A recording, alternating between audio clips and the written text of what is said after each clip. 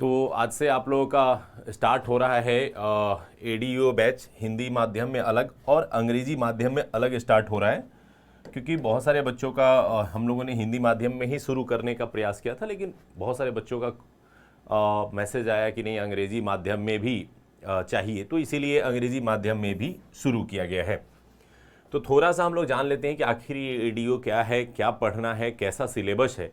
Then हम लोग आज के टॉपिक पे आएंगे, आज के विषय पे आएंगे, ठीक है। क्योंकि जब तक हम लोग विषय वस्तु को न समझें तब तक पढ़ना थोड़ा कठिन होता है। वैसे भी कहा जाता है कि किसी भी एग्ज़ाम के लिए दो सबसे प्रमुख अस्त्र होते हैं आपके पास। एक होता है एग्ज़ाम का सिलेबस और दूसरा होता है उसके PYQ यानी प्रीवियस ईयर क्वेश्चन बैंक। लेकिन अगर हम लोग एडीओ की बात करें तो ये पहला बार एग्जाम हो रहा है, तो इसलिए आपके पास previous year question bank ADO नाम से तो नहीं मिलेगा, लेकिन जो बीपीएससी के प्रीवियस ईयर बैंक है वो आपके काम आ जाएगा। बिकॉज एग्जाम कहीं ना कहीं बीपीएससी के द्वारा लिया जा रहा है, तो पैटर्न में प्रश्नों की प्रवृत्ति लगभग उसी आसपास में देखने को मिल जाएगी। सिलेबस जो कि नोटिफिकेशन में आयोग द्वारा जारी किया गया था, तो कुछ इस प्रकार का सिलेबस आपको दिया गया है। तो सिलेबस पे सबसे पहले हम लोग थोड़ा सा चर्चा करते हैं, उसके बाद हम लोग पॉइंट पे चलेंगे। सबसे पहला पॉइंट ये है कि सिलेबस के अंतर्गत जो दो तरह के एग्जाम आपको होंगे, उसमें पहला है सामान्य भाषा से संबंधित आपको एग्जाम लिया जाएगा, जिसमें आपके भाषा पर पकड़ को चेक किया जाएगा। और इसके लिए सामान्य अंग्रेजी से आपको 30 अंक के, यानी इंग्लिश के आपको 30 अंक के प्रश्न पूछे जाएंगे। और हिंदी से अगर हम लोग बात करें तो हिंदी से आपको 70 अंक के प्रश्न पूछे जाएंगे। और टोटल अगर दोनों मिलाते हैं तो 100 अंक के प्रश्न पूछे जाएंगे, जो कि ऑब्जेक्टिव होगा। तो ये एक अच्छी चीज़ है कि इसके लिए आपको सब्जेक्टिव प्रैक्टिस करने की ज़रूरत नहीं है, ऑब्जेक्टिव में ही आपका काम होगा। तो ये जो 100 अंकों के लिए आपके प्रश्न आएंगे, इसके लिए आपको 2 घंटे का समय दिया जाएगा। और कुल इस प्रश्नों को पास करने के लिए आपको 30% मार्क्स लाने होंगे इन बोथ लैंग्वेज। इसका मतलब ये हुआ कि अगर आपको 30 नंबर का इंग्लिश है और इसमें अगर आपको पास करना है तो इसका 30% यानी 9 अंक कम से कम आपको लाने होंगे। और इसमें आपको पास करना है तो 21, और दोनों को ऐड करते हैं तो 30 नंबर मिनिमम लाने हैं। हालांकि इन प्रश्नों का आपके रिजल्ट पे बहुत ज़्यादा असर नहीं पड़ेगा, क्योंकि ये क्वालिफाइंग है, यानी अगर आप यहाँ पे 80 नंबर भी लेके आ जाएंगे तो बहुत ज़्यादा बेनिफिट नहीं होगा। लेकिन पास करना अनिवार्य है, इसलिए इस पर विषय पर समझ, विषय के टॉपिक्स की जानकारी होनी चाहिए। इसीलिए सिलेबस के दौरान आपको हिंदी और इंग्लिश के भी क्लासेस दिए गए हैं, ताकि आप उन विषयों पर भी इतनी पकड़ जरूर बना ले कि एक अच्छे ढंग से आप उसको क्रैक कर सके। बाकी जो दूसरा सेक्शन है, जिसको हम लोग कहते हैं सामान्य अध्ययन, जीएस और सामान्य योग्यता, जहां जनरल एप्टीट्यूड कहा गया है जीए, इस जीए के अंतर्गत स्पेशली जो है ये है मैथ और प्लस रीजनिंग।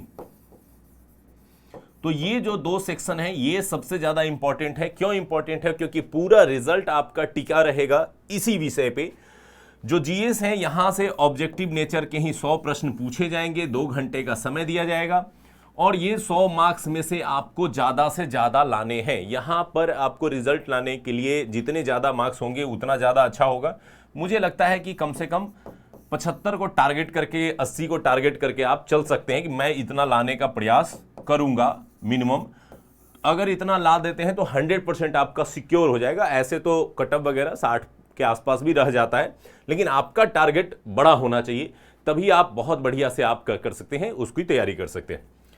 दूसरा आते हैं सामान्य योग्यता की बात करते हैं, तो इसमें मैथ और रीजनिंग होंगे। मैथ और रीजनिंग से 100 प्रश्न आएंगे और ये 2 घंटा इसमें भी समय दिया जाएगा, इसमें भी 100 प्रश्न पूछे जाएंगे। और मैथ और रीजनिंग के बारे में आप जानते हैं कि यहाँ प्रश्न आता है तो 100% मार्क्स मिलते हैं, 100% एक्यूरेसी आती है। तो इसलिए इस विषय को अच्छे से पढ़ना है ताकि इसमें अच्छा स्कोर करें। यहाँ भी 80+ स्कोर करने की कोशिश आपको करनी है। अगर अच्छा प्रश्न आ गया, बहुत हार्ड प्रश्न आ गया तो 60 पे भी कटअप रह जाता है, बहुत सामान्य प्रश्न आ गए तो 90 भी आप बना सकते हैं। तो इसलिए ये टॉपिक स्पेशली आपको पढ़ाए जाएंगे ताकि आप इसको अच्छे से कवर अप कर सकें और बढ़िया से इसको कर सकें। लैपटॉप में भी चलता है। लैपटॉप के लिए आपको जो एडुटेरिया का वेबसाइट है उस पर जाना पड़ेगा, ठीक है। eduteria.live पे जाइए, वहाँ पर आपको लैपटॉप में चल जाएगा। तो इस तरह से अगर हम लोग बात करें तो ये आपके जो एग्जाम हैं ये काफी महत्वपूर्ण हो जाते हैं और आपको जरूरत है कि स्पेशली सामान्य अध्ययन और सामान्य योग्यता पर इतनी पकड़ बना ली जाए अगले 2-3 महीने में अच्छे से पढ़ाई करके कि जब एग्जाम आए तो आपका रिजल्ट बढ़िया से आए।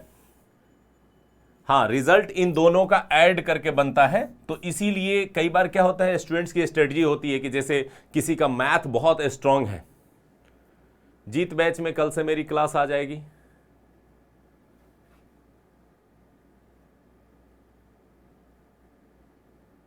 जीत बैच में कल से मेरी क्लास आ जाएगी, कोई दिक्कत नहीं है, ठीक है। तो यहां पर अगर हम लोग देखें तो ये जो दोनों आपके जो पेपर होंगे इन दोनों को कॉमनली मिलाएंगे तब जाकर के आपका क्या बनेगा, कट ऑफ आएगा, ठीक है।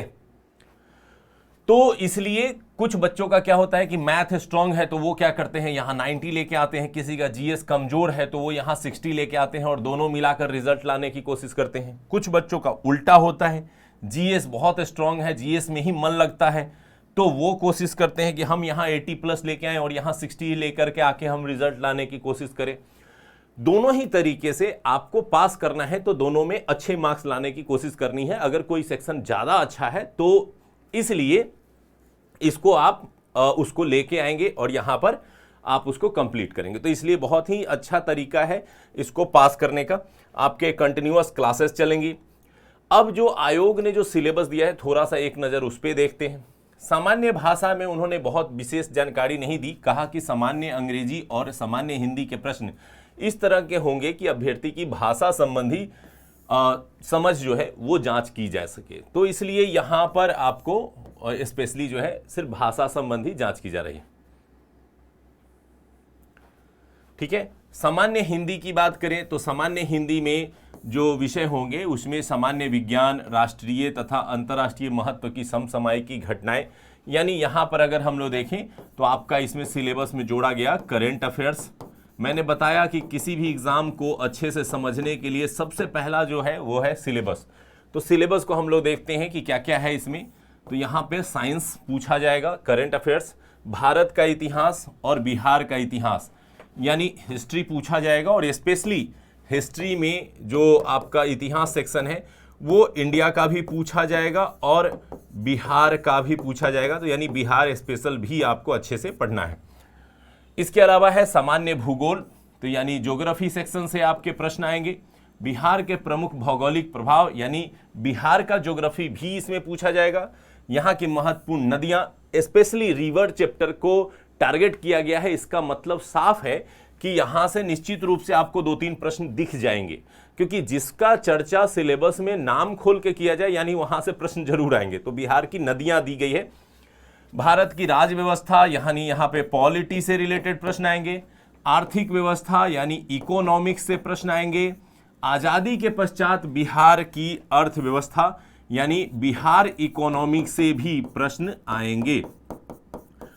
ये काफी इंपॉर्टेंट है। हालांकि काफी डिफाइन नहीं है सिलेबस, लेकिन आपको विषय की जानकारी दी गई है और उसी विषय से ठीक है।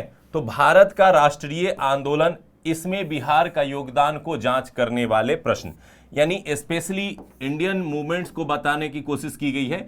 यानी यहां पर हिस्ट्री और स्पेशली मॉडर्न हिस्ट्री को यहां पर टारगेट किया गया है। यानी ये सेक्शन अगर देखें तो पहले लिखा गया था कि सीधे इतिहास खंड, यहां पे कह रहा है कि भारत का राष्ट्रीय आंदोलन, यानी ये वाला सेक्शन स्पेशली आपका इंपॉर्टेंट रहेगा और यहां से प्रश्न आएंगे। उसी तरह से मैथ में विशेष रूप से चैप्टर का भी नाम अंकित किया गया है कि कौन कौन से चैप्टर प्रश्न में आएंगे। तो जब मैथ और रीजनिंग के क्लासेस चलेंगी तो वहां पर आपको डिटेल में इनकी चर्चा की जाएगी, ठीक है। तो चलिए अभी हम लोग जीएस वाले पार्ट पे हैं। तो जीएस वाले पार्ट में थोड़ा सा और डिटेल में चलते हैं कि आखिर इसमें हम लोग करेंगे क्या। तो ये जो हिंदी माध्यम और अंग्रेजी माध्यम में अलग अलग क्लासेस चलेंगी, इन क्लासेस के दौरान आपको जो पूरे बैचेज हैं इसको 75 दिनों में कंप्लीट करने का प्रयास किया जाएगा। क्यों ऐसा किया जाएगा? क्योंकि ऐसा माना जा रहा है कि एग्ज़ाम के बाद वो जो विषय हैं यानी जो टॉपिक हैं वो कंप्लीट हो जाएंगे तो आपके पास रिवीजन का समय मिलेगा। और जैसे ही इलेक्शन कंप्लीट होंगे तो हो सकता है कि एग्ज़ाम के डेट भी आ जाए। तो इसलिए बहुत ज़रूरी ये है कि आप इसको पढ़ करके तैयार रहें, ताकि आप एग्जाम में रिवीजन कर सकें और थोड़ा पढ़ करके जाए तो बेहतर परफॉर्म कर सकते हैं। इसलिए टाइम टेबल के अंतर्गत इसको खत्म करने का प्रयास किया जाएगा। 450 घंटे तक की क्लासेस होंगी, जो कि ऑनलाइन लाइव क्लासेस चलेंगी। लाइव के बाद ये रिकॉर्डेड भी आपके पास रहेगा, ताकि आप इसको रिवीजन कर सकें। हिंदी में क्लासेस चलेंगी और अंग्रेजी में भी चलेंगी। हिंदी में और अंग्रेजी में जो मैथ और रीजनिंग के क्लासेस हैं, ये कॉमन चलेंगे, क्योंकि उसमें ज़्यादा हिंदी इंग्लिश का अंतर नहीं आता है। और हिंदी और इंग्लिश में जो इंग्लिश के जीएस होंगे वो थोड़े अलग अलग चलेंगे। जैसे अभी आपको इंग्लिश में पूजा मैम ऑलरेडी मॉडर्न हिस्ट्री पढ़ा रही होंगी और मेरा इसमें चल रहा होगा, तो इस तरह से अलग अलग चलेंगे। सोमवार और शुक्रवार तक प्रत्येक दिन जो है वो क्लासेस चलेंगी और फिर उसके बाद टेस्ट होगा। प्रत्येक शनिवार और रविवार को जो आपके भाषा संबंधी विषय हैं, करेंट अफेयर्स के विषय हैं, इसकी पढ़ाई की जाएगी। भाषा संबंधी बात करें तो जैसे हिंदी और इंग्लिश का जो विषय आपको पूछा जाना है वो सैटरडे और संडे को चलेंगे, और करेंट अफेयर्स चलेंगे जिसमें मंथली आपको करेंट अफेयर्स कवरेज कराया जाएगा। 1 साल तक के कवर कराए जाएंगे। बीपीएससी मेंस और एडीओ मैनेज कैसे करे सर? तो बीपीएससी में अगर आपका पीटी बहुत अच्छा गया है तो आपको मेंस पढ़ना चाहिए, और अगर आपने पीटी वहां निकाल लिया है तो थोड़ा बहुत मैथ का प्रैक्टिस, रीजनिंग का करिए। बाकी जीएस इसका मतलब आपका अच्छा है, तभी तो आप पीटी निकाल पा रहे हैं। तो मैनेज करने की कोई खास अंतर नहीं आएगा। आपको मेंस पे फोकस करना चाहिए, टारगेट बड़ा होना चाहिए। ये उनके लिए है जिनका मैथ अच्छा है या बीपीएससी का पीटी अच्छा नहीं गया है, तो वो इस फील्ड में जाना चाहते हैं, तो उनके लिए ये अच्छा है। परम, मैंने आपका मैसेज देख लिया है। कल से मेरी क्लासेस स्टार्ट होंगी जीत में, तो आपको मैं विशेष चर्चा कर पाऊंगा। 3 घंटे के बाद बोर्ड पीडीएफ दे दिया जाएगा। प्रत्येक जीएस विषय समाप्ति के बाद सेक्शनल टेस्ट आयोजित किया जाएगा। मैथ और रीजनिंग के चैप्टर वाइज टेस्ट होंगे और लास्ट में आपको रिवीजन नोट्स दिए जाएंगे। यानी पहले आपको पढ़ाया जाएगा, उसके बाद ही कोई नोट्स या रिवीजन नोट्स दिए जाएंगे। CGL 4 का मॉडर्न हिस्ट्री कब से चलेगा? कल से चलेगा।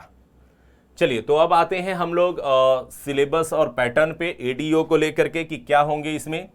तो इसमें प्रतिदिन आपको 4 क्लासेस होंगे। ये थोड़ा सा आपको मेहनत करना पड़ेगा फेस्टिवल टाइम में, मैराथन।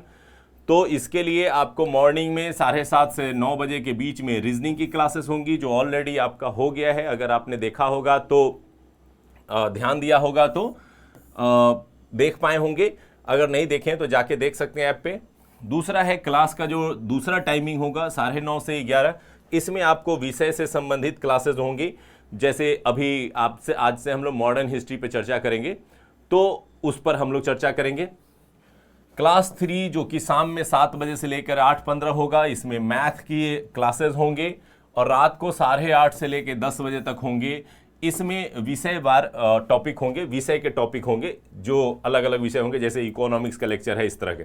तो ये जो इम्पोर्टेंट आपके सेशन है, इसको ध्यान रखना है। अब ये कई बार हो सकता है कि थोड़ा बिजी शेड्यूल है या कभी आप कुछ काम कर रहे हैं तो आप भूल जाते हैं या नहीं कर पाते हैं लाइव, तो रिकॉर्डेड भी क्लासेस रहेंगे ताकि आप रिकॉर्ड करके उसको देख सकें। और कई बार होता है कि आप डेली 4 क्लासेस लाइव नहीं देख पा रहे हैं, तो रिकॉर्डेड भी रहेंगे। और इसके अंतर्गत जो वीकेंड होंगे, उस वीकेंड्स में आपको रिवीजन क्लास या रिजर्व क्लासेस भी रहेंगी कि अगर कोई टीचर का कुछ क्लास मिस हो गया है तो उसको उसके दौरान कराया जाएगा। और साथ ही साथ वीकेंड में करंट अफेयर्स की क्लासेस चलाई जाएंगी, सामान्य हिंदी और सामान्य इंग्लिश से संबंधित विषय कराए जाएंगे, तो ये आपको कराया जाएगा।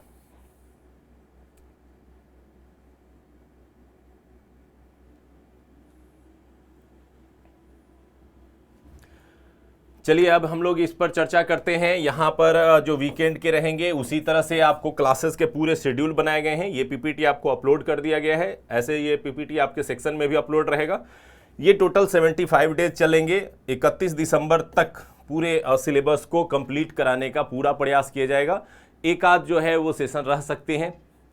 डाउट के लिए सुविधा होनी चाहिए। डाउट के लिए ये है कि जब भी क्लासेस खत्म होगी तो टीचर से आप पूछिए उसी टाइम।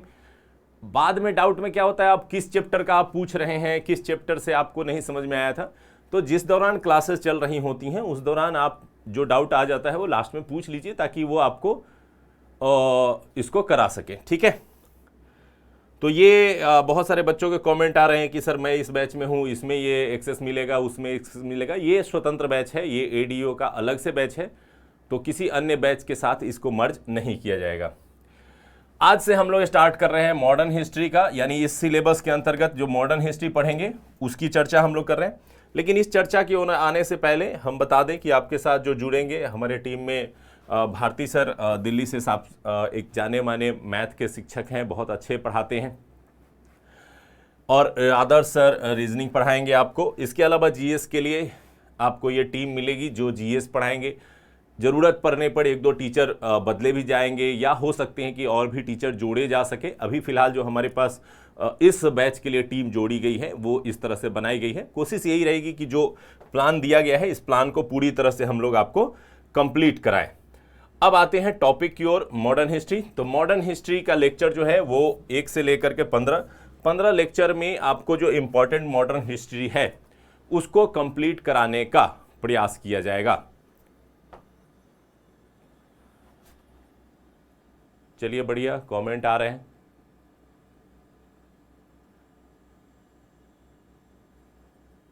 नहीं, 75 डेज में आपको 4 क्लासेस हो रहे हैं, तो अगर आप ध्यान से देखेंगे तो एक एक क्लास चलेगा तो 75 × 4 बहुत लंबा क्लासेस चला जाएगा। A4 नोट्स नहीं होंगे, आपको पीपीटी दिए जाएंगे, पढ़ाए जाएंगे, आपको नोट करना है, उसको आपको याद करना है। क्योंकि A4 देने से बच्चे आसकत में आ जाते हैं और पढ़ने की ओर ध्यान नहीं देते हैं। इस तरह की समस्या हम लोगों के सामने बहुत बार आया है, तो इसलिए इन सब चीज़ों पर थोड़ा ध्यान देना पड़ेगा। कॉमर्स में मैथ होता है, कॉमर्स अलग है, ये अलग है। चलिए अब आते हैं हम लोग मॉडर्न हिस्ट्री के विषय पे, और थोड़ा सा मैं मॉडर्न हिस्ट्री को समझाता हूँ, फिर उसके टॉपिक्स पे आएंगे कि कैसे ये 15 दिनों में ख़त्म होंगे। तो इस टॉपिक के अंतर्गत आते हैं, तो ये जो आज का जो टॉपिक है आधुनिक भारत। तो आधुनिक भारत का इतिहास अगर हम लोग बात करें तो ये बहुत ही महत्वपूर्ण विषय हो जाता है किसी भी एग्ज़ाम की दृष्टि से। अगर बीपीएससी के सिविल सर्विसेज के एग्ज़ाम को अगर आप ध्यान दें तो इस चीज़ को ध्यान देने के दौरान आप देखते हैं कि अगर 100 प्रश्न आते हैं जीएस का आपके एडीओ में, तो यहाँ पर ये संभावना जरूर रहेगी कि 15 से 20 प्रश्न आपको मॉडर्न हिस्ट्री से दिख जाए। इस तरह की संभावना होती है क्योंकि इस विषय का विशेष रूप से महत्व है। और अभी हमने आपको सिलेबस में दिखाया कि सिलेबस में 2 जगह हिस्ट्री की चर्चा की गई है। एक तो हिस्ट्री की चर्चा सामान्य रूप से की गई है कि इतिहास विषय से प्रश्न पूछे जाएंगे, भारतीय इतिहास और बिहार के इतिहास से प्रश्न पूछा जाएगा, और साथ ही साथ यहां इतिहास में कहा गया है कि राष्ट्रीय विद्रोह से या राष्ट्रीय आंदोलन से भी हम प्रश्न पूछेंगे। तो इस तरह से अगर देखें तो ये दोनों सेक्शन अगर हम जोड़ते हैं तो ये संभावना रहेगी कि यहाँ 100 में से 15 या 20 प्रश्न आपको पूछे जा सके। तो इसलिए 2 चीज़ें जरूरी होंगी। एक तो जरूरी होगी कि मॉडर्न हिस्ट्री पर आपकी समझ कितनी अच्छी है, और दूसरी ज़रूरत ये होगी कि इसको कैसे आपने पढ़ा है, ताकि चीज़ें आपको याद रहें, चीज़ें थोड़ी सी ऑब्जेक्टिव में जब आएँ तो आप उसको बना सकें। तो आधुनिक भारत का इतिहास के अंतर्गत अगर हम लोग चलते हैं तो आधुनिक भारतीय इतिहास के अंतर्गत जो हमें पढ़ना है वो क्या है। जैसे भारतीय इतिहास की थोड़ी चर्चा हम लोग करते हैं तो आप पढ़ते हैं कि एक प्राचीन भारतीय इतिहास है, उसके बाद समय बढ़ा तो मध्यकालीन भारतीय इतिहास का दौर आया, और उसके बाद समय बढ़ा तो आधुनिक इतिहास का दौर आया। और ये कैसे परिवर्तित हुआ, कैसे क्रमिक रूप से आगे बढ़ा। तो प्राचीन काल में हम लोग पढ़ते हैं कि जब मानव ने पत्थरों की खोज की तो पाषाण काल से इसका इतिहास शुरू होता है, और पाषाण काल से लेकर के भारत में इस्लामिक शासन की स्थापना होने तक ये जो पूरा का पूरा काल है ये कहा जाता है कि प्राचीन काल है। जब इस्लामिक शासन की स्थापना हो जाती है और उसके बाद शासन चलते रहता है सल्तनत काल के दौरान, मुगल काल के दौरान, इसके अलावा दक्षिण भारत में बहमनी और विजयनगर के दौरान, और ये जब शासन चल रहा होता है तो इसी दौरान यूरोपियों का आगमन होता है या यूरोपीय कंपनियों का आगमन होता है। और इस कंपनियों के आने के बाद जो भारत में इस्लामिक शासन है वो धीरे धीरे कमजोर पड़ने लगता है और कंपनियां शासन की ओर बढ़ने लगते हैं। तो ये जो पीरियड है इस्लामिक शासन से लेकर के यूरोपीय कंपनी तक के आने का, इसको हम लोग कहते हैं मध्यकालीन भारतीय इतिहास। और फिर यूरोपीय कंपनी आते हैं और यूरोपीय कंपनी भारत पर शासन करना शुरू करते हैं। खास करके ब्रिटिश कंपनी ने यह शासन स्थापित किया था। तो उस कंपनी के शासन स्थापना के बाद भारतीयों द्वारा उन्हें भगाने का प्रयास किया जाता है और उसको हम लोग कहते हैं भारतीय स्वतंत्रता संग्राम, यानी भारतीय उन्हें भगाने का प्रयास करते हैं और फाइनली 15 अगस्त 1947 को उन्हें भारत से बाहर जाने के लिए विवश करते हैं। और इस बीच के कहानी को हम लोग कहते हैं आधुनिक भारतीय इतिहास, यानी यूरोपीय कंपनियों का आगमन और भारत से ब्रिटिश का जाना। तो इस तरह से अगर हम लोग बात करें, इतना कर लेंगे तो सर जीएस कंप्लीट हो जाएगा। यहां पर जीएस कंप्लीट होने का मतलब, ये जीएस अपने आप में बहुत बड़ा विषय होता है। यहां इतना कर लेने से यह होगा कि सिलेबस का 80 to 85% चीजें आपको समझ में आ जाएंगी। अब उसको थोड़ा सा अभ्यास करना है, थोड़ा सा प्रैक्टिस करना है और इससे आप बेहतर परफॉर्म कर पाएंगे। ये कहना कि हाँ इतना पढ़ लीजिए इसी से हो जाएगा, यही एकदम ब्रह्मास्त्र है, ऐसी भाषा का प्रयोग मैं नहीं करता हूं।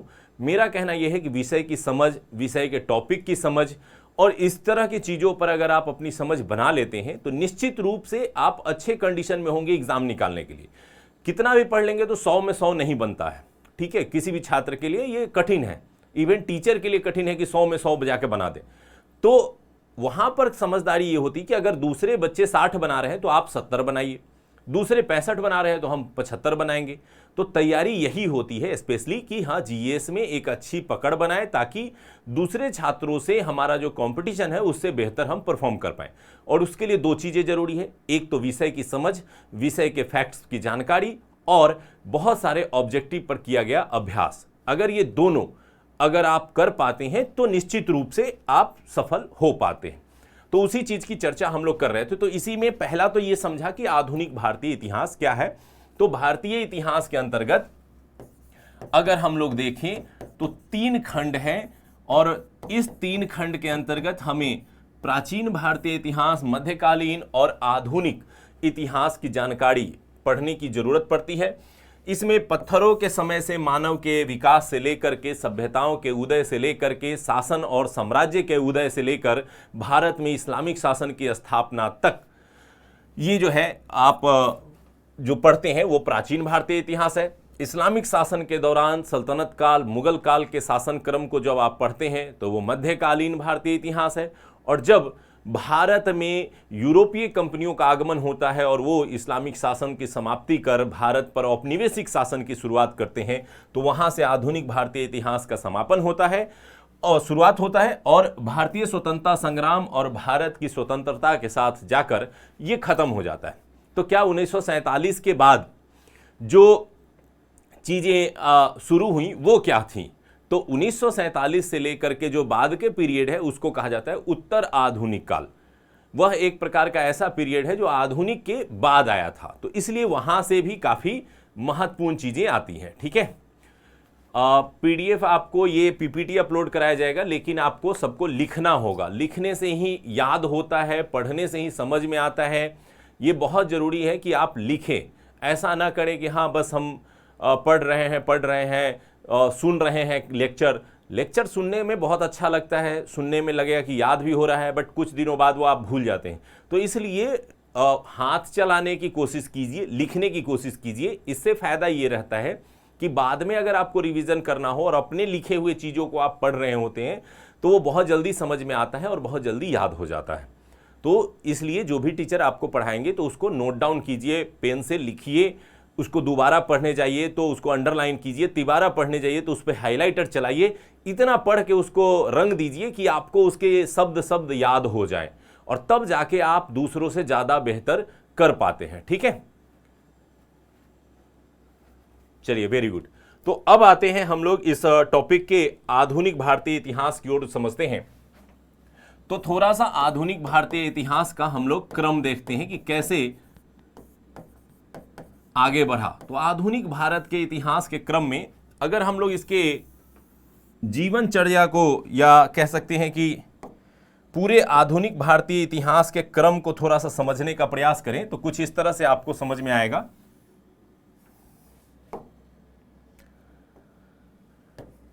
सबसे पहले बात करते हैं हम लोग शताब्दी के दौर की, कि कैसे शुरू होता है। ऐसे शताब्दी का सिंपल सा मतलब होता है 100 सालों को हम लोग क्या कहते हैं, शताब्दी या सेंचुरी। तो 100 सालों को शताब्दी या सेंचुरी कहते हैं। तो जैसे मान लिए 1400 से लेकर के 1500 के बीच की कहानी हम लोग पढ़ रहे हैं, तो ये जो लास्ट वाला होता है ये होता है शताब्दी, यानी 1401 से स्टार्ट होगा और 1500, तो इसको हम लोग कहेंगे 15th सेंचुरी या 15वीं शताब्दी। तो इसी तरह से शताब्दी का दौर हम लोग लिखते हैं या पढ़ते हैं और उसको समझते हैं। तो उसी शताब्दी के दौर में आप पढ़ते हैं कि 1498 में पुर्तगीज कंपनियां भारत आई थी, तो 15वीं शताब्दी थी। लेकिन बेसिकली भारत में 16वीं और 17वीं जो शताब्दी रही, 16वीं और 17वीं शताब्दी रही, ये बेसिकली भारत में वह दौर रहा जब यूरोपीय कंपनियों का आगमन हुआ। यानी यह वह समय है जिस समय भारत में यूरोपीय कंपनी आ रहे हैं। यूरोपीय कंपनियों का आगमन, यानी कैसे ये भारत में आते हैं, ये स्टेप आपको देखने को मिलता है आधुनिक भारतीय इतिहास के क्रम में। 16वीं 17वीं शताब्दी में ये बेसिकली कंपनियां भारत पहुंची। जोड़ने के लिए इसमें हम लोग 15वीं भी जोड़ सकते थे, लेकिन 1498 का मतलब है कि बहुत ही अंतिम चरण में। फिर उसके बाद चीजें आगे बढ़ी। अब ये कंपनियां आती हैं तो कंपनियों में आपस में संघर्ष होता है, भारतीय राजाओं से संघर्ष होता है, और इस संघर्ष के दौरान आप देखते हैं कि 18वीं सदी का मतलब हो गया 1701 से लेकर 1800, और इसमें आप पढ़ते हैं कि 1757 में प्लासी का युद्ध, बक्सर का युद्ध। इंग्लिश मीडियम की क्लासेस कब से होंगी? आज से ही स्टार्ट है। वो इंग्लिश वाला आपको जो सेक्शन है उसमें जाके देख सकते हैं। तो 18वीं शताब्दी, अब 18वीं शताब्दी का मतलब हो गया 1700 से 1800, और इस बीच में क्या हुआ? तो इस बीच में मुख्यतः हुआ कि ब्रिटिश शासन की स्थापना। यानी अंतर क्या है दोनों में? तो अंतर यह है कि यहां जब यूरोपीय कंपनी आई तो इन यूरोपीय कंपनियों में हम लोग कई कंपनियों की चर्चा कर सकते हैं। जैसे पुर्तगाल आई थी, पुर्तगाल के बाद भारत में डच पहुंचे थे, फिर उसके बाद ब्रिटिश पहुंचे थे, फिर उसके बाद जो है डेनिश पहुंचे थे, और उसके बाद फ्रेंच आए थे। तो इस तरह से जो आने वाले जो ब्रिटिश कंपनियां थी, इन ब्रिटिश कंपनियों में जो सफल हुए थे, उन सफल में से कौन थे? ब्रिटिश जो सफल हुए और भारत में कंपनी शासन स्थापित करने में सफल रहे। तो बेसिकली यह 18वीं शताब्दी का दौर रहा, जिस दौरान सर जिसने बीपीएससी में 70वीं का नोट्स बनाया हो, तो हाँ नोट्स बनाया है तो उसको रिवीजन कीजिए, और आपको नोट्स बनाने की जरूरत नहीं है, इन्हीं चीज़ों को पढ़िए, और अगर लगे कि कोई इसमें अच्छा पॉइंट है तो आपके बने बनाए नोट्स में आप क्या कर लीजिए, ऐड कर लीजिए, ये कर सकते हैं। फिर दौर आगे बढ़ा, ब्रिटिश ने अपनी कंपनी की शुरुआत कर दी। अब 18वीं सदी में जब उन्होंने कंपनी की शुरुआत की एक शासक के रूप में, तो 18वीं और 19वीं सदी ये बेसिकली क्या है? तो ये है 18वीं और 19वीं शताब्दी में अगर बात करें तो ब्रिटिश शासन ने क्या किया कि अपने शासन करने के तरीके में काफी परिवर्तन लाया, और इस शासन के तरीके को कहा जाता है औपनिवेशिक शासन की स्थापना। यानी इस पीरियड में ब्रिटिश ने एक ऐसी शासन व्यवस्था भारत में लागू की जिसे औपनिवेशिक शासन कहते हैं। औपनिवेशिक शासन के मतलब क्या होता है? औपनिवेशिक शासन का मतलब होता है कि एक ऐसी शासन व्यवस्था जिसके अंतर्गत आप शासन करते हैं और सामने वाले के आर्थिक संसाधनों को लूटने का प्रयास करते हैं। लाइक ब्रिटिश ने भारत में आके क्या किया? तो भारत में सिर्फ शासन नहीं किया बल्कि भारत के संसाधनों को यहां से लिए जाने का प्रयास किया, और इसीलिए इस शासन व्यवस्था को क्या नाम दिया जाता है? औपनिवेशिक शासन व्यवस्था। तो जो 18वीं 19वीं शताब्दी था उसमें ये घटनाएं हुई।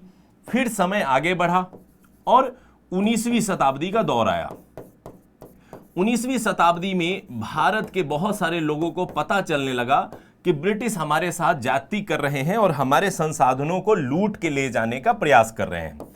तो भारतीयों ने ब्रिटिश के सामने चुनौती पेश करनी शुरू की कि भाई ऐसे नहीं ले जा सकते हैं लूट के,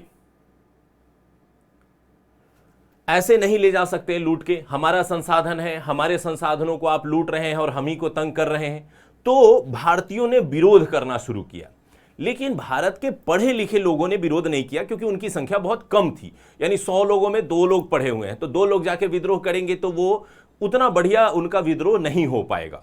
तो इसलिए इस पीरियड में ज्यादातर विद्रोह किसी समूह द्वारा हुआ, जैसे जनजातीय समूह, अपनी समस्याओं को लेकर जनजातियों ने विद्रोह कर दिया। और आप पढ़ते हैं संथाल विद्रोह, मुंडा विद्रोह, तो ये सब क्या है, ये जनजातियों के द्वारा किया गया विद्रोह था। फिर दूसरी ओर अगर देखें तो किसानों ने कर दिया नील विद्रोह, पावना विद्रोह, दक्कन विद्रोह। तो यानी बेसिक रूप से यदि बात करें तो 19वीं शताब्दी में यहां पर जनजातीय, किसान, सैनिक, जैसे 1857, कुछ नागरिक विद्रोह आदि विद्रोह हुए और जिसके माध्यम से ब्रिटिश शासन पर भारतीयों ने दबाव बनाने का प्रयास किया। तो इस तरह से 19वीं शताब्दी का दौर ये रहा। अब बारी आती है 20वीं शताब्दी का, जिसमें भारत को बेसिक रूप से स्वतंत्रता मिल गई। तो भारत को बेसिक रूप से स्वतंत्रता कब मिली? तो 1947, और वो 2000 के बीच में है। तो वो कौन सी शताब्दी हो गई? 20वीं शताब्दी। तो 20वीं शताब्दी की यदि हम लोग बात करें, 20वीं शताब्दी की बात करें तो 20वीं शताब्दी में क्या हुआ कि भारत में पढ़े लिखे लोगों ने राजनीति में भाग लिया। हालांकि 19वीं शताब्दी के दौर में ही कांग्रेस की स्थापना हो गई थी, लेकिन ये महत्वपूर्ण था ये दौर, क्योंकि गांधीवादी आंदोलन कब शुरू होता है? तो चंपारण सत्याग्रह के बाद की परिस्थितियां बनती है, असहयोग आंदोलन होते हैं। तो इस तरीके से यह प्रश्न यहां पे उठता है, और इसकी जो सबसे महत्वपूर्ण विशेषता यही है कि इस दौर में जो आंदोलन है वो तीव्र हो गया, और इस आंदोलन को हम लोग कहते हैं भारतीय स्वतंत्रता आंदोलन। भारत की स्वतंत्रता, और फाइनली भारत को क्या मिल गई? आजादी मिल गई 1947 में। तो बेसिक रूप से आधुनिक भारतीय इतिहास के अगर क्रमिक रूप से हमको समझने की कोशिश करें तो क्या होता है, ये इस तरह से स्टेप आगे बढ़ते हैं। पहला क्या हो गया? यूरोपीय कंपनियों का आगमन हुआ, अलग अलग कंपनियां भारत में आई, लेकिन उन कंपनियों में सफल कौन सी कंपनी हुई? तो ब्रिटिश हुई। तो कैसे सफल हुई? तो वो पढ़ना है। फिर उन्होंने सफलता के बाद क्या किया? तो भारत पर शासन करना शुरू किया। तो वो जो शासन किया उसको हम लोग क्या कहते हैं? तो औपनिवेशिक शासन कहते हैं। वो कैसे हुआ? तो वो पढ़ना पड़ता है। फिर औपनिवेशिक शासन का विरोध कैसे हुआ? तो जनजातियों ने किया, किसानों ने किया, सैनिकों ने किया। तो विरोध के दौरान कौन कौन सी महत्वपूर्ण घटनाएं घटी? तो वो पढ़ना पड़ता है। और फिर देश की आज़ादी के लिए जो स्वतंत्रता संग्राम चला और बड़े बड़े आंदोलन हुए, वो पढ़ना पड़ता है भारतीय स्वतंत्रता आंदोलन के दौरान। और फाइनली देश क्या होता है? 1947 में आज़ाद होता है। तो यानी यूरोपीय कंपनियों के आगमन से लेकर भारत की स्वतंत्रता के बीच के कड़ी को ही हम लोग मुख्यतः कहते हैं आधुनिक भारतीय इतिहास। और इसी आधुनिक भारतीय इतिहास को हम लोग अगले 15 क्लासेस के दौरान कवर अप करने का प्रयास करेंगे, इसको अच्छे से कंप्लीट करने का प्रयास करेंगे। एडीओ में क्वेश्चन का लेवल सर क्या रहेगा? क्वेश्चन का लेवल बेसिकली मुझे लगता है जीएस में आपको जो बीपीएससी के एग्जाम होते हैं लगभग उसी आसपास में रहेंगे, बहुत ज़्यादा कम नहीं रहेंगे। हालांकि दरोगा के भी कुछ क्वेश्चन बहुत अच्छे होते हैं, तो उस लेवल के भी प्रश्न के कुछ क्वेश्चन रहेंगे, कुछ बीपीएससी के भी रहेंगे। सर मेरी क्लास नहीं चल रही है। तो क्लास नहीं चल रही है तो आप कैसे देख पा रहे हैं? कमेंट कैसे कर पा रहे हैं?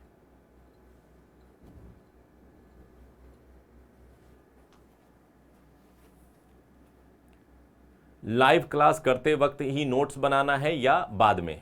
नहीं, लाइव क्लास करते वक्त ही नोट करते जाना है, और जहां लगे कि कुछ छूट गया है या तो वहां स्पेस छोड़ दीजिए, और जैसे ही ये पीपीटी आपको अपलोड कर दिया जाएगा तो वहां से देख के आप उसको लिख लीजिए, क्योंकि समझा हुआ तो रहेगा ही, तो आप उसको आसानी से 2 मिनट में लिख लेंगे। क्योंकि छोड़ दीजिएगा तो बाद में करना एक, और हम लोग जानते हैं कि स्टूडेंट सबसे बड़ा एक तरह से लेबोरियस भी होता है, और सबसे ज़्यादा आसक्ति जिसको कहते हैं वो स्टूडेंट ही होते हैं। उनको सारे काम दिन भर के हो जाएंगे, लेकिन जो बेसिक काम है वही छूट जाता है।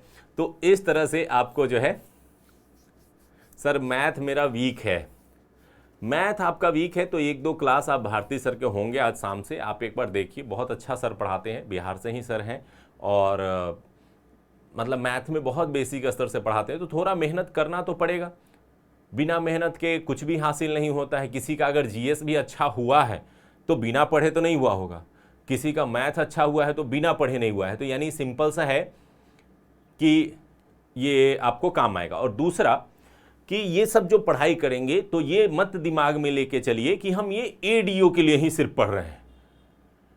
एडीओ एक ऐसा एग्जाम है जो बेसिकली आपको बीपीएससी के सिलेबस से जुड़ा हुआ है। इसकी जानकारियां आप अगर दरोगा का एग्जाम देंगे तो वहां भी काम आएगा, इसकी जानकारियां आप सीजीएल का एग्जाम देंगे उसमें भी काम आएगी, इसका एग्जाम आप बीपीएससी का बाद में देंगे तो वहां भी काम आएगा। तो ये पढ़ाई जो आप करते हैं वो आप अपने आप को थोड़ा सा अरेंज करने के लिए करते हैं।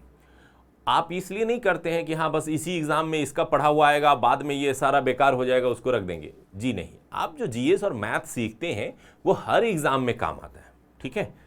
एडीओ के लिए कोई बुक नहीं होगा, जीएस का सामान्य बुक और मैथ का सामान्य बुक आप यूज कर सकते हैं।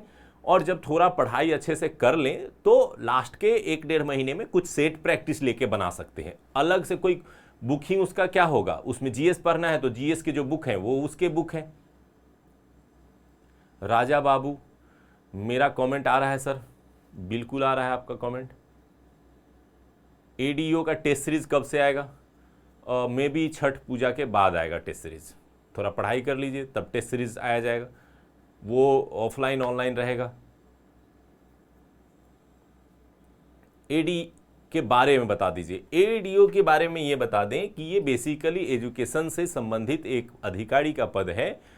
जैसे हर लेवल पे अगर बात करें तो ब्लॉक लेवल पे बीईओ होते हैं, यानी ब्लॉक एजुकेशन ऑफिसर। उनके नीचे बहुत सारे स्कूल्स होते हैं जो क्षेत्रीय स्तर पर होते हैं, और उन स्कूल्स की मॉनिटरिंग के लिए ही ये पद बनाया गया है। और उसी तरह का ये पद है जो एईडीओ है, और इसमें भी आपको स्कूल को मॉनिटर करना है, स्कूल के कार्य पद्धति को देखना है, उसके इम्प्रूवमेंट के लिए काम करना है।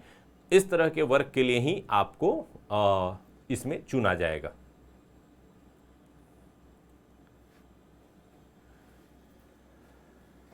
एंशिएंट मिडाइवल का क्या होगा? तो इसमें सारे विषय के टीचर दिए गए हैं कि कौन क्या पढ़ाएंगे, किनको क्या पढ़ाना है। तो सारे विषय के यहाँ टीचर के नाम दिए गए हैं जो आपको अलग अलग विषय पढ़ाएंगे, ठीक है।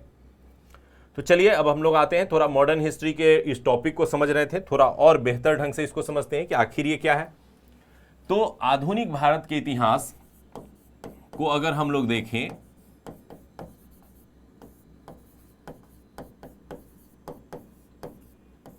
तो बेसिक रूप से यहां हमने अभी समझा कि 4 सेक्शन में इसकी पढ़ाई करनी है,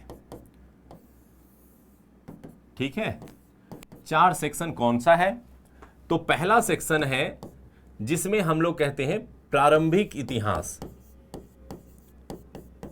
प्रारंभिक इतिहास का मतलब यह है कि कैसे आधुनिक भारत के इतिहास का प्रारंभ हुआ, कैसे इसकी शुरुआत हुई। दूसरा है औपनिवेशिक शासन, कि कैसे औपनिवेशिक शासन की स्थापना हुई और क्या होता है औपनिवेशिक शासन। तीसरा है स्वतंत्रता संग्राम, और चौथा है अन्य। अब इसको मैं थोड़ा अच्छे ढंग से समझाने का प्रयास करता हूं ताकि आपको समझ में आए। बेसिकली देखिए, पढ़ना एक आर्ट है। पढ़ना सिर्फ ये नहीं है कि हाँ हमको 10 घंटे बैठ जाते हैं। पढ़ना ये नहीं है कि हाँ हम दिन भर किताबों में ही खोए रहते हैं, हम मोबाइल कम चलाते हैं, हम घूमने नहीं जाते हैं। नहीं, पढ़ना एक कला है जिसमें आप सबसे पहले आप एक विषय को समझते हैं और फिर उस विषय की जानकारियों को इकट्ठा करना शुरू करते हैं। ठीक है, तो इस तरह से आपको सबसे पहले मैं ये सिखाता हूं कि कैसे ये मॉडर्न हिस्ट्री काम करता है। मॉडर्न हिस्ट्री है क्या? तो प्रारंभिक इतिहास का मतलब यहां पर है कि हम लोग 3 चैप्टर यहां पे पढ़ेंगे। तो सबसे पहला है यूरोपीय कंपनियों का आगमन, यानी कैसे भारत में यूरोपीय कंपनियों का आगमन हुआ, किस क्रम में हुआ, उनसे रिलेटेड क्या इंपॉर्टेंट विषय वस्तु और क्या इंपॉर्टेंट फैक्ट है वो इसके दौरान पढ़ेंगे। दूसरा है कि जब यूरोपीय कंपनी भारत में आते हैं तो उस दौरान मुगल सत्ता का पतन होता है, यानी भारत में जो पहले से जो बड़ा साम्राज्य था उसका अंत हो जाता है। और तीसरा, इसी दौरान नए राज्यों का उदय, यानी बहुत सारे ऐसे नए राज्य बने जो नए राज्य बन करके स्थापित हुए, जिनको हरा करके ब्रिटिश द्वारा एक शासन स्थापित किया जाता है जिसको हम लोग कहते हैं औपनिवेशिक शासन। तो यानी इस चैप्टर में हम लोग पढ़ेंगे ब्रिटिश शासन की स्थापना, ब्रिटिश शासन की स्थापना कि कैसे उनकी स्थापना हुई। जैसे ये नए राज्य आए तो इन्हीं नए राज्यों को हरा करके ब्रिटिश ने एक शासन बनाया। औपनिवेशिक शासन के क्रम,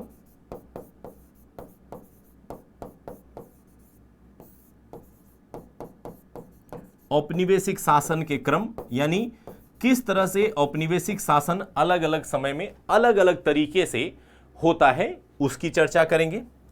तीसरा जो सेक्शन है वो है स्वतंत्रता संग्राम, और इस दौरान हम लोग पढ़ेंगे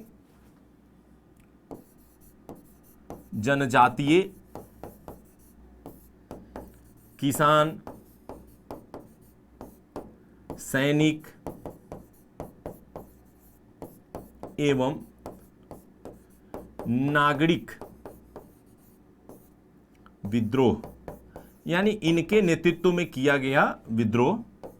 और दूसरा हम लोग पढ़ेंगे भारतीय आंदोलन, यानी भारतीय द्वारा किया गया स्वतंत्रता आंदोलन जो था वो। और अन्य में हम पढ़ेंगे वो टॉपिक जो कभी एग्जाम में आ सकता है या एग्जाम के महत्वपूर्ण है, जैसे कांग्रेस अधिवेशन। यहां से बहुत सारा प्रश्न आपको एग्जाम वगैरह में दिख जाता होगा। तो कांग्रेस का अधिवेशन, वायसराय यानी गवर्नर जनरल वायसराय,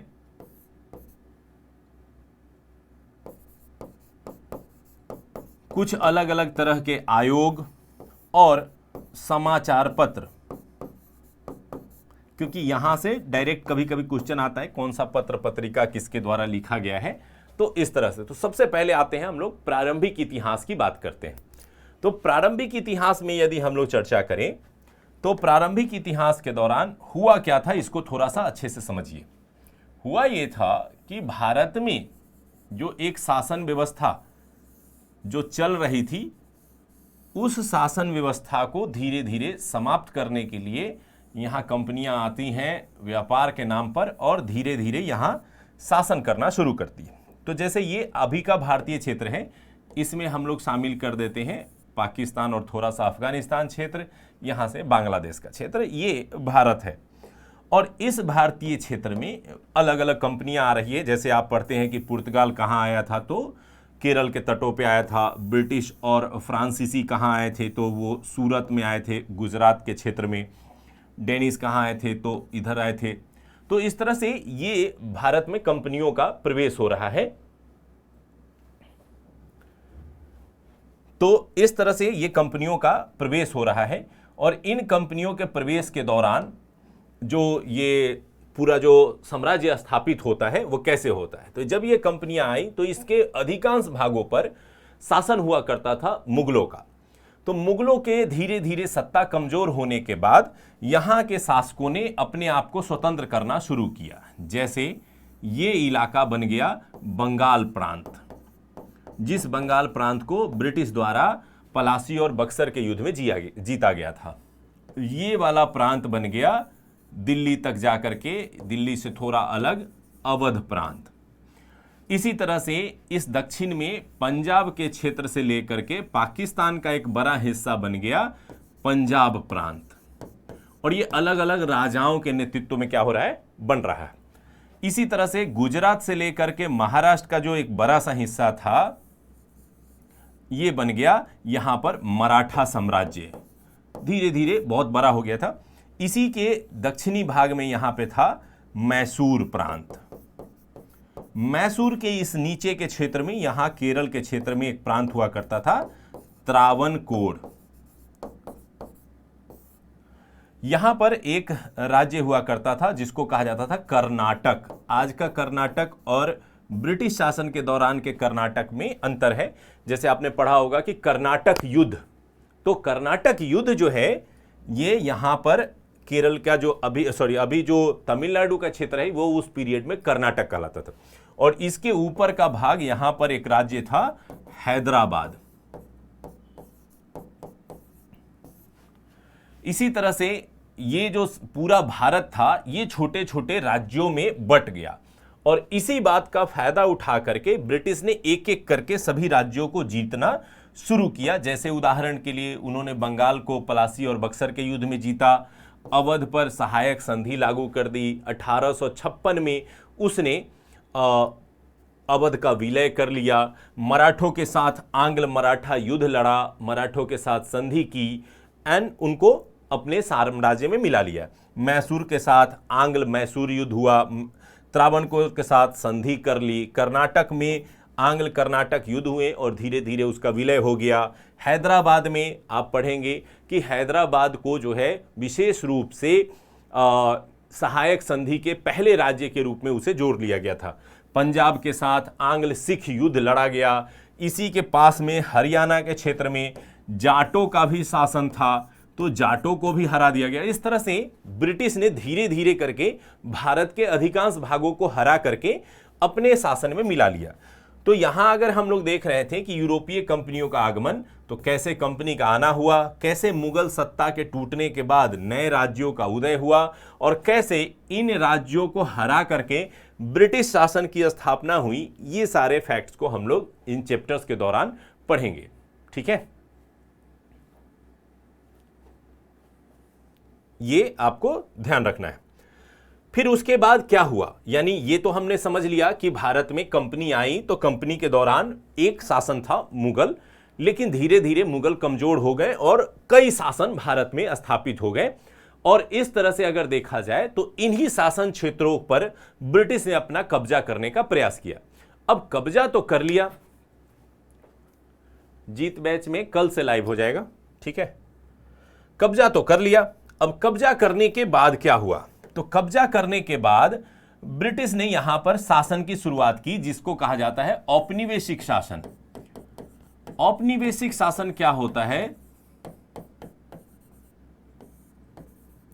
एक ऐसी शासन व्यवस्था जिसमें कोई राज्य किसी क्षेत्र को जीत लेता है और उसके आर्थिक संसाधनों का यूज जो है वो अपने लाभ के लिए करता है। जैसे एग्जाम्पल के तौर पे मान लिए ए कोई राज्य है और बी यहां पे बगल में एक छोटा सा राज्य है। ए ने इसको जीत करके अपने राज्य में मिला लिया और जैसा अपने शासन करता था वैसे ही यहां शासन करना शुरू कर दिया। तो यहां ए ने बी को जीता और राज्य में मिला लिया। दूसरा, ए यहां पर एक राज्य है, ए को हटा देते हैं, डी यहां पर एक राज्य है और उसने एक दूर किसी क्षेत्र सी पर कब्जा कर लिया और कब्जा करके इसको अपने कंट्रोल में रखा। तो यहां जब राज्य को जीत लिया और अपने राज्य में मिला लिया और अपने ही जैसा शासन स्थापित किया, तो इसको कहा जाता है साम्राज्यवाद। यानी यहां पर उन्होंने साम्राज्य का विस्तार किया, अपने क्षेत्र को बढ़ा दिया। और जब कहीं से हम किसी राज्य को जीत लेते हैं लेकिन जीत करके उस पर अपने जैसा शासन न स्थापित करते हुए यहां से आर्थिक लाभ लेने का प्रयास करते हैं, यहां के आंतरिक मामलों में दखल देने का प्रयास करते हैं, तो ऐसी व्यवस्था को कहते हैं साम्राज्यवाद। तो अब अगर ध्यान से देखें तो ब्रिटिश क्या करते थे, तो ब्रिटिश करते थे कि जो बेसिकली ब्रिटिश जो थे वो करते थे कि वो ब्रिटेन में बैठ करके भारत पर शासन चलाते थे, और ब्रिटेन में पार्लियामेंट्री शासन था, लेकिन यहां उन्होंने कंपनी शासन लगा के रखा था, तो यानी अपने जैसा शासन नहीं लगाया। दूसरा, यहां से इकोनॉमिकल बेनिफिट लेने का प्रयास करते थे, खूब पैसा कमाने की कोशिश करते थे, तो आर्थिक लाभ लेते थे, भारत के आंतरिक, सामाजिक, धार्मिक सभी मामलों में घुस करके उसको बदलने की कोशिश करते थे, जैसे सती प्रथा को रोक देना, धार्मिक परिवर्तन कराने की कोशिश करना, ईसाई धर्म मिशनरी को बढ़ावा देना। तो इस तरह की जब गतिविधियां हो रही थी, इसीलिए ये अंतर आ जाता है साम्राज्यवाद में और जो उपनिवेशवाद है उसमें। तो ये जो दूसरा है इसी को कहते हैं हम लोग उपनिवेशवाद या औपनिवेशिक शासन। ठीक है,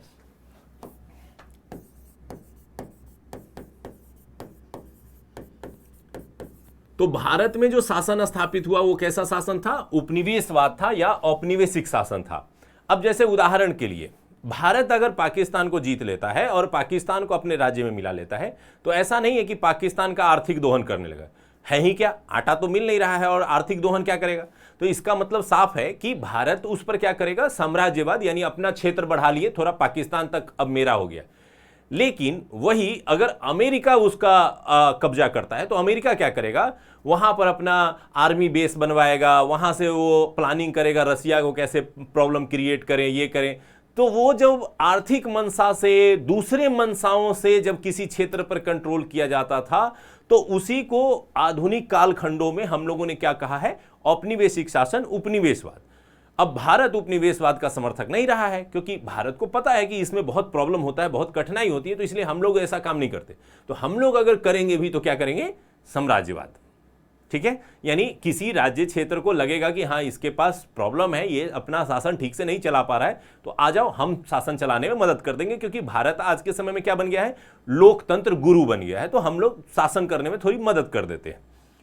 तो इससे पाकिस्तान का भी भला हो जाएगा, बेचारा का आटा का क्राइसिस, कभी प्याज का क्राइसिस, तो कभी बहुत बहुत क्राइसिस चलते रहते हैं, तो थोड़ा बहुत हम लोग दे देंगे, मैनेज कर लेंगे।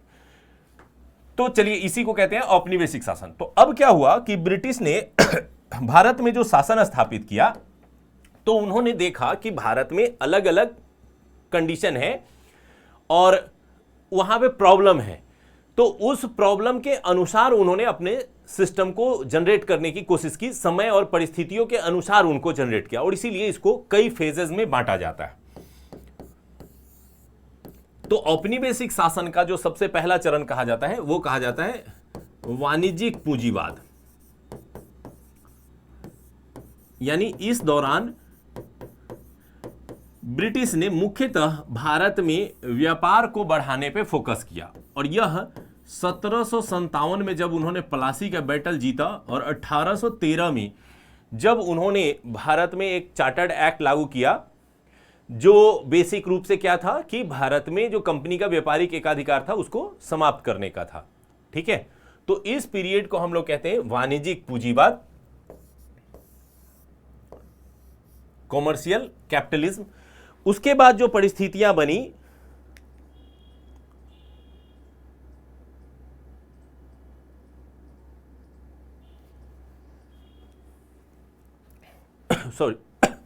उसके बाद जो परिस्थितियां बनी, तो वाणिज्यिक पूंजीवाद के बाद ब्रिटेन में जब पैसा जाने लगा, तो ब्रिटेन में बहुत सारे फैक्ट्रियां और उद्योग लगे।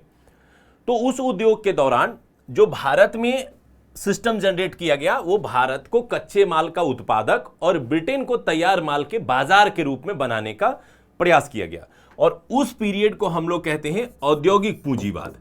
यानी ब्रिटेन में उद्योग लगाए गए और इस उद्योग का फायदा सिर्फ ब्रिटेन को मिला, भारत से कच्चा माल निकल के जाता था और तैयार माल भारत में आके बिकता था, यानी भारत को नुकसान हुआ।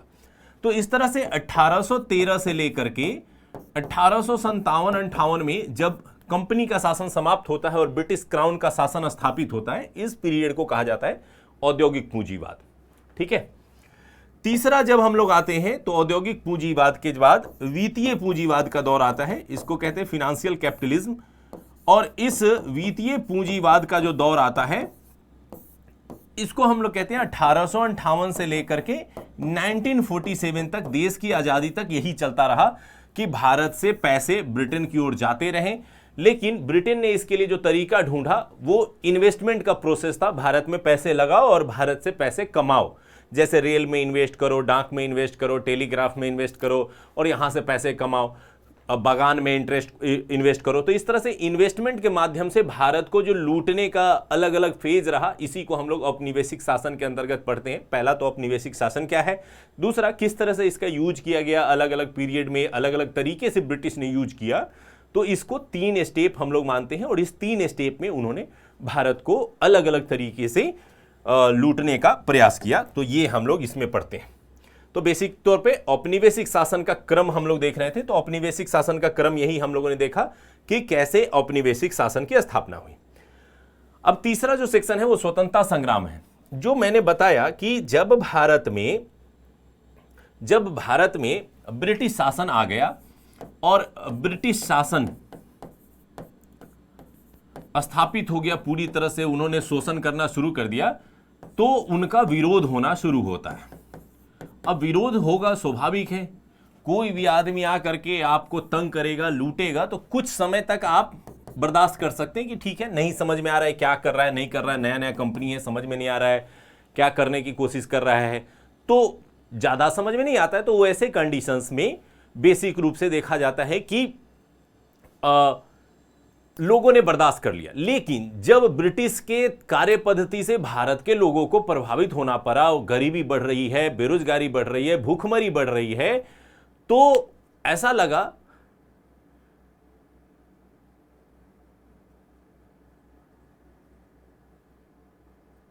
सर आप जो बोल रहे हैं वो याद कैसे रहेगा, याद नहीं रहता है। याद अगर मैं एक बार बोलूं और आपको याद हो जाए तो क्या बात थी, मैं सारा चीज बोल देता, सब लोगों को याद हो जाता, उसके बाद सब लोग जाते एग्जाम में और सब लोग पास कर जाते। सिंपल सा कॉन्सेप्ट क्या है कि मैं जो पढ़ाता हूं उन चीजों को थोड़ा सा आपको लिखना है, ठीक है, पॉइंट आउट करना है। आज तो सिलेबस डिस्कशन है, क्लासेस के दौरान जो मैं बताऊंगा वो पॉइंट पे बताऊंगा, उसको लिखना है। तो उसको लिखना है और उसको मल्टीपल टाइम रिवीजन करना है कि मैं उसको एक बार पढ़ के उसको रिवीजन कर लूं, मैं दोबारा पढ़ के उसको रिवीजन करूं, तीसरी बार पढ़ के रिवीजन करूं और चौथी बार जाके उसको क्वेश्चन में ऑब्जेक्टिव में बना के प्रैक्टिस करूं। देन वो क्या होंगे, याद होंगे और अच्छे से आपको एग्जाम में मदद करेंगे। अदरवाइज तो क्या बढ़िया जीवन होता कि कोई बोल दे और हमको याद हो जाए, सब हमको बोल के चले जाए, हम याद करके जॉब ले लें, हमको कुछ करना ही ना पड़े। कितना बढ़िया जीवन होता, मजा आ जाता कि हाँ भाई आओ तुम, हम बैठे हुए आराम से, हमको कहानी सुना दो और हमको पास करवा दो। समस्या यही है कि छात्र जीवन में हम लोग बहुत ज़्यादा डिपेंडेंट होने की कोशिश करते हैं। ये नोट्स भी दे दीजिए सर, लिखा भी आप ही दीजिए, पढ़ा भी आप ही दीजिए, याद भी आप ही कर लीजिए, हमको सिर्फ पास होना है, बाकी काम हमको नहीं करना है। तो ऐसे अगर लाइफ हो जाए तो कितना आसान लाइफ हो जाएगा। तो ऐसा होगा नहीं, क्योंकि आपको जिस कंपटीशन का सामना करना है, 1000 सीटों के लिए 10 लाख बच्चे फॉर्म भरते हैं और वैसे में बेहतर यही होता है कि आप उन 10 लाख में मेहनती छात्रों के बीच अपनी सूची बनाइए कि जो ईमानदारी से, समझदारी से, एक तरीके से पढ़ाई करते हैं वही सफल हो पाते हैं। ये इसलिए मैं बता रहा हूं क्योंकि होता क्या है कि अगर मान लिए आप ये जो पढ़ाई कर रहे हैं, आप ईमानदार प्रयास नहीं कर रहे हैं तो उसका फायदा नहीं मिलेगा। आपको लगेगा मैंने कोर्स ले लिया है, डेली वीडियो चल रहा है, उसमें से 2 दिन मन किया देख लिए, 2 दिन मन किया नहीं देखें, 2 दिन का नोट्स बनाए, 2 दिन का छोड़ दिए। तो ऐसे पढ़ाई से थोड़ी रिजल्ट होता है। रिजल्ट होता है जब आपके अंदर डेडिकेशन हो, आप टाइमली पढ़ते हैं, समय से उसका यूज करते हैं, समय से उसके पैटर्न को समझते हैं, आप उसको अभ्यास करते हैं, देन एग्जाम में जाते हैं और उसको परफॉर्म करके आते हैं, फिर रिजल्ट होता है। और ये तो बहुत अच्छा मौका है कि एक बार ही एग्जाम होंगे ऑब्जेक्टिव टाइप के, कोई मेंस नहीं, कुछ झमेला नहीं, सीधे फाइनल सिलेक्शन। यानी अभी आप सड़कों पे घूम रहे हैं, पढ़ाई कर रहे हैं और 6 महीने बाद आप जॉब में रहेंगे। तो इससे बढ़िया अपॉर्चुनिटी क्या हो सकती है कि आपको 6 महीने में अपनी किस्मत को बदलने का मौका मिल रहा है। तो इसलिए थोड़ा समझिए चीजों को, ठीक है। आपको कोई मदद कर सकता है, आपको कोई सिखा सकता है, आपके पीछे कुछ प्रयास कर सकता है, बाकी मैक्सिमम वर्क आपको भी करना पड़ेगा। ठीक है। ऑफलाइन क्लासेस इसके लिए नहीं है, बीपीएससी के पीटी और मेंस के लिए ऑफलाइन क्लासेस चलती हैं, बाकी जितने भी एग्जाम हैं उनके लिए अभी फिलहाल ऑनलाइन क्लासेस ही अवेलेबल है। तो ब्रिटिश शासन का विरोध का बात करें तो प्रारंभिक विरोध यानी शुरुआती दौर में सहते सहते जब लगा कि अब सहा नहीं जाएगा तो अब कुटाई करेंगे हम लोग और उसको मारपीट के भगाएंगे और उसको तंग करेंगे, तो प्रारंभिक विद्रोह हुए। और इस प्रारंभिक विद्रोह के दौरान यदि हम लोग बात करें तो 2-3 तरह के विद्रोह खास रूप से देखने को मिलते हैं, जो अभी हम लोगों ने चर्चा किया कि सबसे पहले भारतीयों में जिन्होंने ब्रिटिश को भगाने या उनकी कुटाई करने का प्रयास किया वो थे जनजातीय, और उन्होंने अलग अलग जगह पे क्षेत्रीय रूप में विद्रोह किया। फिर जब ब्रिटिश को और किसी ने तंग करने का प्रयास किया तो उसको कहते हैं किसान विद्रोह, यानी किसानों ने उनको उनके व्यवस्था का विद्रोह किया कि नहीं आप ठीक से नहीं कर रहे हैं, आप हमसे ज्यादा टैक्स लेते हैं, हमारी गरीबी बेरोजगारी का कारण आप है, तो ये एक है। फिर आता है सैनिक विद्रोह, सैनिकों के साथ हो रहे भेदभाव और सैनिकों के साथ हो रहे ब्रिटिश के अमानवीय व्यवहार का उन्होंने विद्रोह किया। और सबसे बड़ा एग्जाम्पल आपको देखने को क्या मिलता है, 1857 की क्रांति। तो इस तरह से ये इंपॉर्टेंट रहा। अब इसके बाद जो सबसे लास्ट है वो है नागरिक विद्रोह, यानी कहीं पे जमींदार थे, कहीं पे कोई राजा था, उनके राज घराने को छीन लिया गया, उनके दरबार में जाके जबरदस्ती घुस करके उनके मामलों में दखल देना शुरू किया, तो उन लोगों ने विद्रोह करना शुरू किया। तो ये चारों अपने आप में एक अच्छा चैप्टर है, जनजातीय विद्रोह, किसान विद्रोह, सैनिक विद्रोह, नागरिक विद्रोह। यहां से काफी प्रश्न आपको पूछे जाते हैं। ठीक है। उसके बाद अगर हम लोग बात करें तो ब्रिटिश शासन के अंतर्गत जो प्रारंभिक विद्रोह था उसके बाद आता है बारी स्वतंत्रता संग्राम का। स्वतंत्रता संग्राम की बात करें तो कैसे भारत में आजादी की लड़ाई शुरू हुई, तो इसमें 2 तरह के आंदोलन हैं। एक कांग्रेस के नेतृत्व में आंदोलन शुरू हुआ, जो बेसिकली कांग्रेस की स्थापना 1885 से लेकर 1947 के बीच में हुआ, और दूसरा जो है ये क्रांतिकारी रूप में शुरू हुआ बाद में, जब कुछ क्रांतिकारी समूह के लोगों ने लगभग 1900 ईस्वी से लेकर के 1946 देश की आजादी के बीच में ब्रिटिश के सामने गंभीर चुनौती पेश की कि तुम अगर हमको मारोगे तो हम भी तुमको मारेंगे, और इस तरह से। तो 2 तरीके से आंदोलन की शुरुआत हुई। जब कांग्रेस की अगर हम लोग बात करते हैं तो कांग्रेस के नेतृत्व में 3 चरण आते हैं, जिसको पहला चरण को कहा जाता है उदारवादी चरण। ये उदारवादी चरण का मतलब होता है कि ऐसा चरण जिसके अंतर्गत कांग्रेस ने उदारवादी तरीके से ब्रिटिश का विरोध करने का प्रयास किया।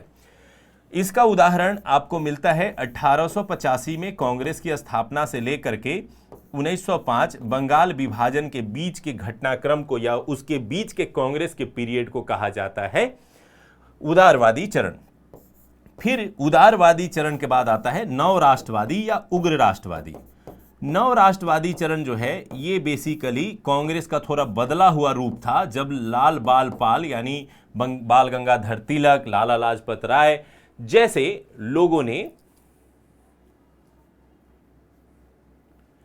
लोगों ने इसमें पार्टिसिपेट किया। तो 1905 से लेकर के ये जो 1919 तक का समय था ये बेसिकली माना जाता है नव राष्ट्रवादी चरण। और उसके बाद आते हैं भारत में गांधी जी, और गांधी जी के नेतृत्व में गांधीवादी चरण का शुरुआत होता है, और गांधीवादी चरण 1919 से लेकर के 1947 तक यानी देश की आजादी तक चला। दूसरी ओर जो ये कांग्रेस अपने तरफ से प्रयास कर रहे थे, तो कांग्रेस के अलावा भी प्रयास चल रहा था। जैसे उदाहरण के लिए आप पढ़ते हैं कुछ क्रांतिकारियों के नाम, तो इसको बांटा गया है 2 चरण में, प्रथम चरण और द्वितीय चरण। प्रथम चरण का मतलब यह है कि वह तरीका जिसमें ब्रिटिश को थोड़े बहुत चुनौतियां दी गई, बम फेंक करके, गोला बारूद से उड़ाने का प्रयास करके, जैसे मुजफ्फरपुर बम कांड हो गया, दिल्ली बम कांड हो गया, बंगाल में पत्रिकाएं निकाली जा रही हैं, तो इनको कहा जाता है प्रथम चरण का क्रांतिकारी आंदोलन। ये लगभग 1900 ईस्वी से लेकर के 1915 के आसपास में जो घटनाएं हुई ये प्रथम चरण के अंतर्गत हुई, और 1922 के बाद से लेकर 1946 तक जो घटनाएं घटित हुई उसको द्वितीय चरण कहते हैं, जिसमें बेसिकली आप नाम सुनते हैं भगत सिंह का, चंद्रशेखर आज़ाद का, यशपाल का। तो ये जो नाम सुनते हैं ये द्वितीय चरण के क्रांतिकारी। ये काफ़ी इंटरेस्टिंग टॉपिक रहता है, खास करके छात्रों को पढ़ने में ज़्यादा मजा आता है, क्योंकि इसमें क्रांतिकारी घटनाओं का इतिहास जो है शामिल किया जाता है। तो यानी कैसे ब्रिटिश को भगाने के लिए भारतीय स्तर पर प्रयास हुए, उन प्रयासों को थोड़ा अरेंज वे में समझने की जरूरत है, ताकि प्रश्न जब आए तो उसको आप सही सही बना पाएं, कंफ्यूजन ना हो, एक दूसरे से प्रश्न आपस में ऐसे ना हो जाए कि पढ़ा हुआ है और फिर भी बन नहीं रहा है। तो इसके लिए भी बहुत जरूरी होता है कि थोड़ा सा इसको अच्छे ढंग से अरेंज करके पढ़ लें। चलें, तो अब यहां से आता है लास्ट टॉपिक, यानी हम लोग यहां चर्चा कर रहे थे कि 4 टॉपिक इस पे पढ़ना है। एक, प्रारंभिक इतिहास, जिसमें यूरोपीय कंपनी कैसे आए, मुगल सत्ता का कैसे पतन हुआ, नए राज्यों का कैसे उदय हुआ। दूसरा है औपनिवेशिक शासन, तो औपनिवेशिक शासन के अंतर्गत ब्रिटिश शासन की स्थापना कैसे हुई, फिर औपनिवेशिक शासन का क्रम क्या रहा, जिसमें हम लोगों ने देखा वाणिज्यिक चरण, औद्योगिक चरण, वित्तीय चरण, ये 3 तरह के चरण रहे। स्वतंत्रता संग्राम की यदि बात करें तो जनजातीय आंदोलन, किसान आंदोलन, सैनिक आंदोलन, नागरिक आंदोलन, उसके बाद भारतीय स्वतंत्रता आंदोलन, तो ये सारे बेसिक रूप से इंपॉर्टेंट रहे। और अब आते हैं लास्ट में अन्य। तो अन्य में ये है कि जब भारत में ये सारा घटनाक्रम हुआ तो बहुत सारी चीजें हुई, इस दौरान के जो इंपॉर्टेंट फैक्ट्स हैं मॉडर्न हिस्ट्री के, उसको थोड़ा सा ध्यान रखना है। जैसे कांग्रेस ने हर साल बैठकें की, कांग्रेस ने अलग अलग तरीके से प्रयास किए, तो कांग्रेस के किस अधिवेशन में क्या हुआ था, भारत में बहुत सारे गवर्नर जनरल आए और वायसराय बने, फिर वायसराय के पीरियड में कुछ कुछ काम हुआ, तो किसके समय में कौन सा काम, कौन सी घटनाएं हुई, ये इंपॉर्टेंट है, यहाँ से प्रश्न आते हैं। बहुत सारे आयोग बने शिक्षा से रिलेटेड, अकाल से रिलेटेड, तो वहाँ पर ये इंपॉर्टेंट रहे। और फिर है समाचार पत्र, यानी समाचार पत्रों का कैसे डेवलपमेंट हुआ, तो इसकी चर्चा। तो यानी बेसिक रूप से अगर देखें तो ये पूरा अगर आप कवर कर लेते हैं तो आप मॉडर्न हिस्ट्री का लगभग 85 to 90% चीज़ें आपको समझ में आ जाएंगी और उससे रिलेटेड प्रश्न भी आपको बन जाएंगे। ठीक है, तो अगले 15 दिनों तक हम लोग इन्हीं टॉपिक्स पे चर्चा करने वाले हैं और इसको अच्छे से पढ़ने वाले हैं। अब ये जो सारा कहानी हम लोगों ने पढ़ा, इसी सारे कहानी को यहाँ पर चैप्टर वाइज आपको क्या किया गया है, अरेंज किया गया है।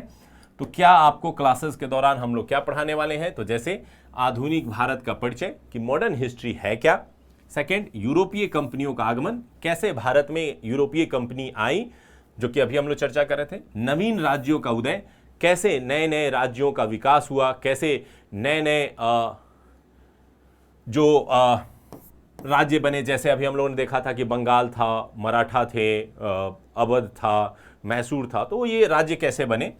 ब्रिटिश औपनिवेशिक शासन की नीतियां, जैसे अभी हम लोगों ने देखा कि ब्रिटिश औपनिवेशिक शासन के अंतर्गत 3 चरण थे, तीनों चरण के अंतर्गत क्या पॉलिसी अपनाई गई, कैसे ब्रिटिश शासन ने यहाँ पर शासन किया। फिर उनका जब विरोध शुरू होता है तो 1857 की क्रांति, फिर जनजातीय विद्रोह की कैसे जनजाति, फिर किसान विद्रोह, फिर सामाजिक धार्मिक सुधार आंदोलन, यानी भारत में एक तरफ चल रहा था आंदोलन और दूसरी तरफ सामाजिक धार्मिक सुधार आंदोलन भी आया।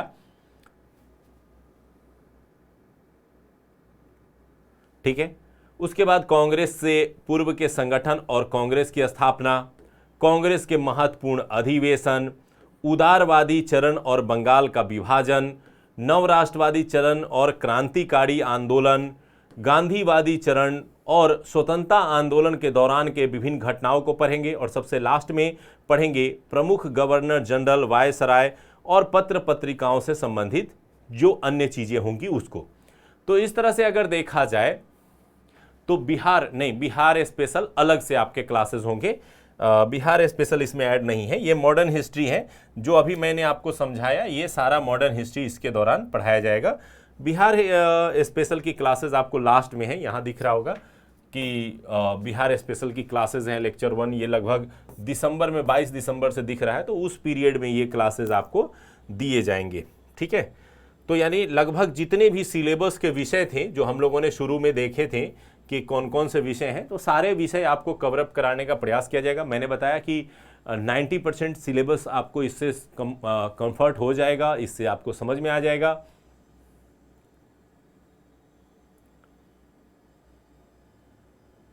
ठीक है, तो उसको अच्छे से आपको समझना है, अच्छे से पढ़ना है। तो चलिए, उम्मीद करते हैं कि जो आज हम लोग डिस्कस कर रहे थे कि एडीओ क्या है, एडीओ का पद में क्या वैकेंसी की योग्यता है, काम क्या होगा, ये भी मैंने बताया कि ये एक प्रकार का शिक्षा विभाग में आपका एक ऐसा पद है जिसमें आप एजुकेशन सर्विस देंगे और इसके अंतर्गत आप जो शिक्षा व्यवस्था है उसके मॉनिटरिंग से लेके उसके डेवलपमेंट में अपना योगदान देंगे, जो कि एक बहुत ही कह सकते हैं कि बिहार के लिहाज से बहुत ही अच्छा पद है और अच्छे कार्य के लिए आपको चुना जाएगा। मॉडर्न हिस्ट्री में आए तो मॉडर्न हिस्ट्री क्या है, मॉडर्न हिस्ट्री के अंतर्गत हमें क्या पढ़ना है, कैसे मॉडर्न हिस्ट्री का विकास हुआ, कैसे मॉडर्न हिस्ट्री को हम लोग अलग अलग खंडों में चैप्टर्स में बांट करके उसको समझ सकते हैं, उसको पढ़ सकते हैं, उसको याद रख सकते हैं, इन सारे चीज़ों पे चर्चा हुई।